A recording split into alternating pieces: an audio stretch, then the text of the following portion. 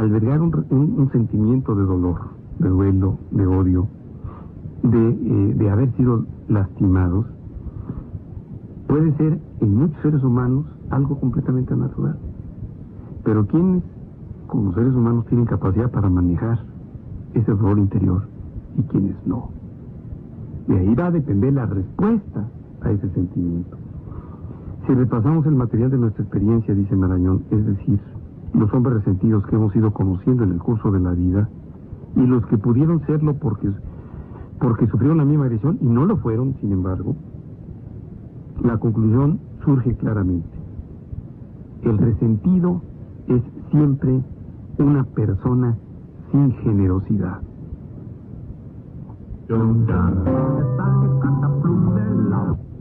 Si era un resentido el negrito Sandía. ¿Por qué? Fíjate que... no es porque decía grosería.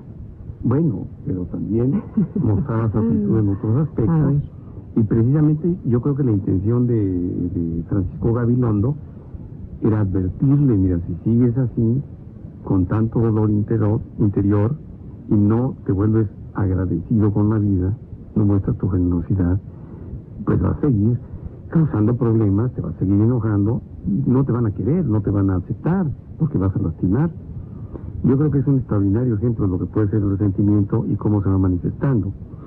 Pero decíamos que el resentido es siempre una persona sin generosidad.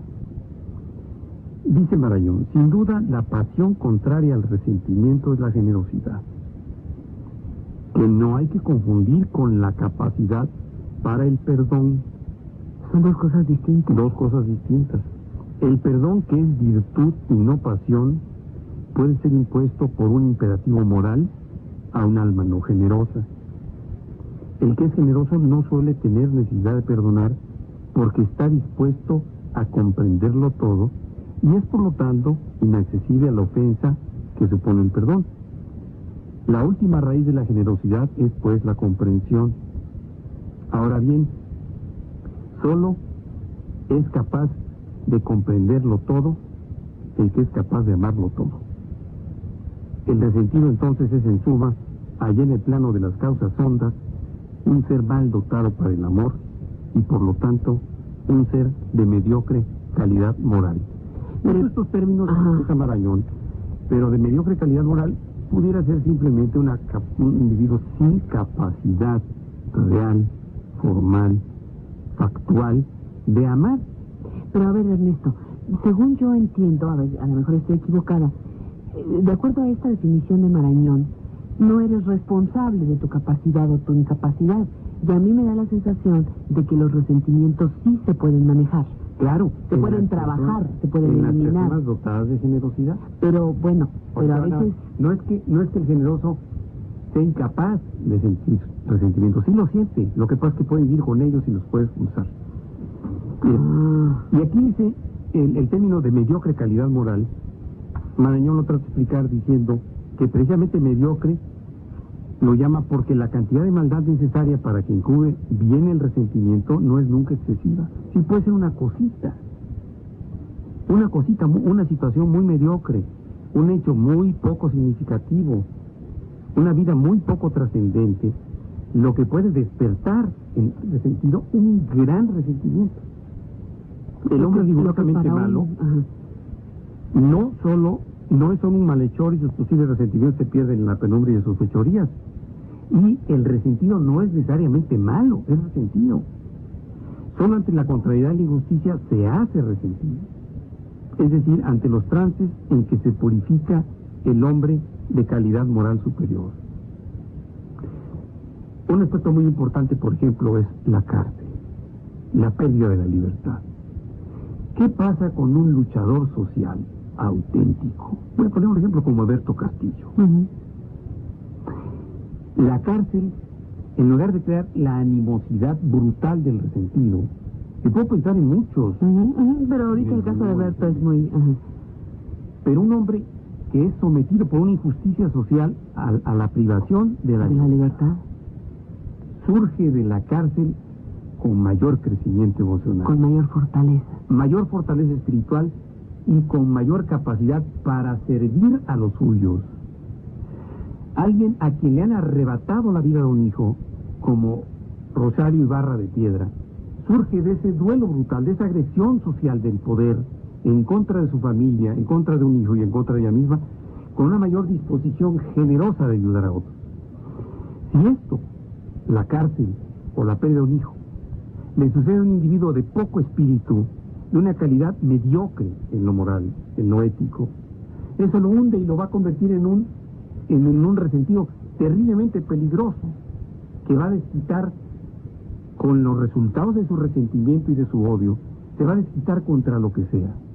La cárcel, la muerte, el dolor no hacen crecer al mediocre, hacen crecer al generoso.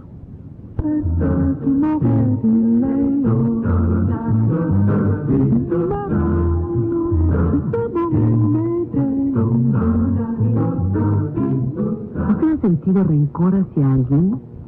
¿Hacia quién? Sí, he sentido mucho rencor hacia un familiar que se pasó de listo, maltratando a mi madre, despojándola de sus pertenencias, y así como a mi madre lo hizo con otros familiares. Entonces por eso he sentido mucho rencor hacia esa persona. El esposo de mamá tuvo un rencor, pero como todo se perdona, y por eso ya después de un tiempo ya te olvidan las cosas y ya mejor lo dejas por la paz. Hacia un jefe de trabajo, cuando por no darle la razón porque no la tenía, me insinuó que tenía que quitarme del trabajo, pero yo me quité antes que él me quitara.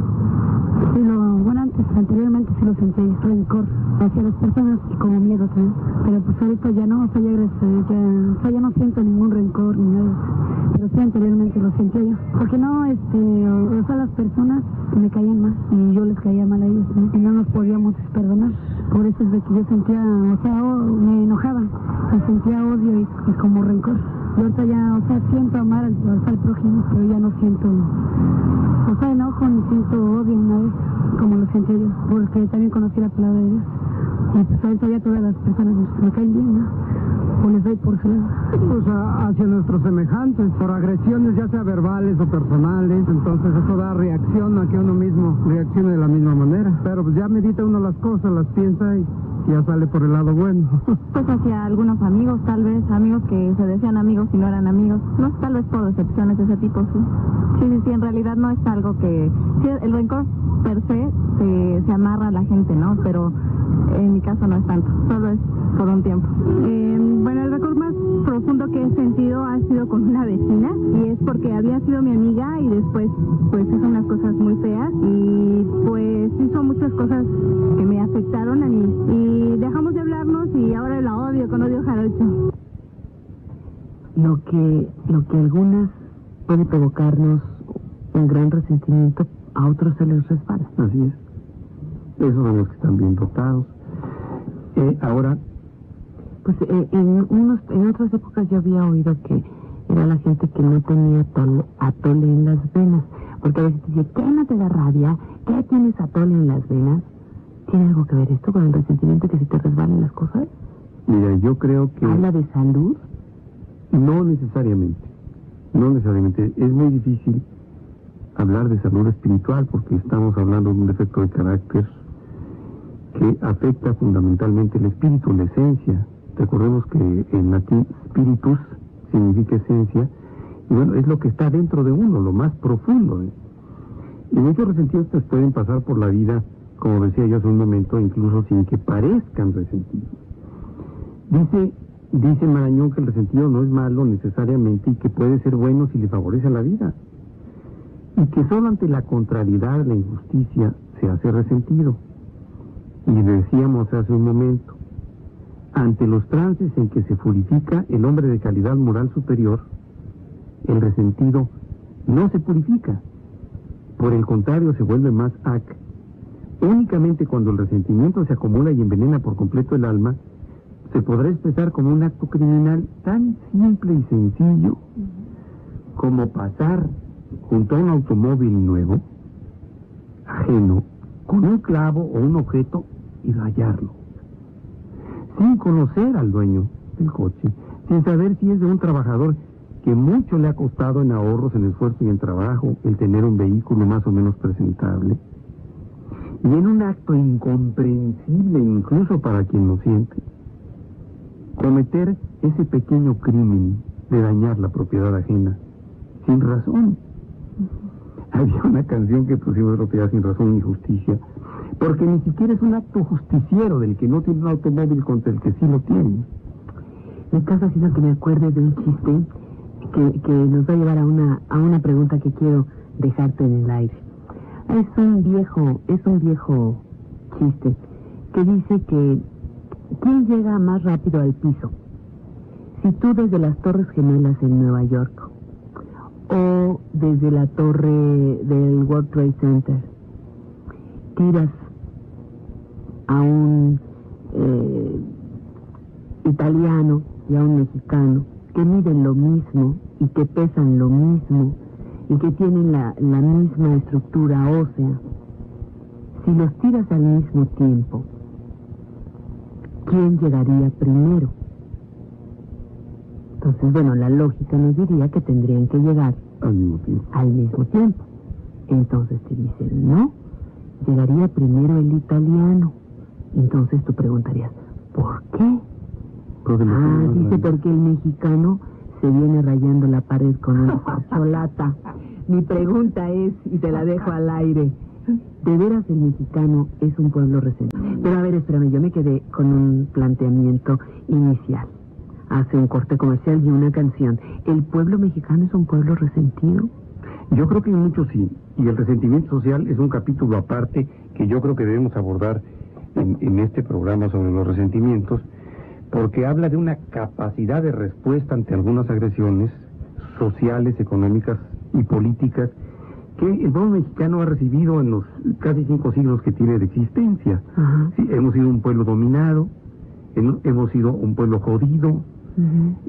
Hay un verbo que yo no sé con qué acepción se pueda dar, empieza con chin y termina con gar, que según los estudiosos... Terminación AR se dice. Sí, según los estudiosos significa agreder, violar, lastimar. No sé de dónde hayan sacado pero están las reflexiones de Octavio Paz. Octavio Paz, acuérdate. Sobre este término, que son un poquito más apegadas a lo eufemista. Pero un pueblo jodido por el invasor, por el conquistador, después por el conquistador cultural, y después por los liberales y por los conservadores y por los neoliberales y por los priistas y por los que quieran, bueno, necesariamente tiene que tener resentimientos. Pero no necesariamente estos resentimientos pueden marcar la vida interior y espiritual de esos sujetos que pueden estar resentidos contra un sistema de opresión, contra un sistema de injusticia. Pero hay los que manifiestan su desacuerdo generosamente en la lucha social auténtica, y aquellos que manifiestan su resentimiento social de otras 1000 maneras. Por ejemplo, adquiriendo poder económico a costa de lo que sea, como con el narco, el robo, el contrabando, para adherirse al grupo de los poderosos. En lugar de canalizar ese resentimiento como lucha social, se vuelven criminales, tan corruptos y tan impones como los miembros del sistema opresor, y se adhieren a él, sintiéndose entonces parte del ofensor y ya no del oprobio. Entonces, esa manipulación del resentimiento hace que encontremos a los poderositos que con un poquitín de poder y de dinero se convierten en los peores resentidos, pero en contra de los que están abajo, nunca en contra del poderoso que causó la ofensa. Y ahí vamos a ver a muchos de los revolucionarios, como Robespierre, como el que se sumen y se agachan frente al poderoso y aniquilan cuando pueden y cuanto pueden al débil. Es un dolor no resuelto. Así es. Además, fíjate, como dice Marañón, únicamente cuando el resentimiento se acumula y envenena por completo el alma puede expresarse por un acto criminal, y este se distinguirá por ser rigurosamente específico con el origen del resentimiento. El resentido tiene una memoria contumaz, inaccesible al tiempo. Cuando ocurre, esta explosión agresiva del resentimiento suele ser muy tardía. Existe siempre entre la ofensa y la vindicta, o sea, la venganza, De Francisco Gabilondo era advertirle, mira, si sigues así, con tanto dolor interior, y no te vuelves agradecido con la vida, no muestras tu generosidad, pues vas a seguir causando problemas, te vas a seguir enojando, y no te van a querer, no te van a aceptar, porque vas a lastimar. Yo creo que es un extraordinario ejemplo de lo que puede ser el resentimiento y cómo se va manifestando. Pero decíamos que el resentido es siempre una persona sin generosidad. Dice Marañón, sin duda la pasión contraria porque sufrieron la misma agresión y no lo fueron, sin embargo, la conclusión surge claramente. El resentido es siempre una persona sin generosidad.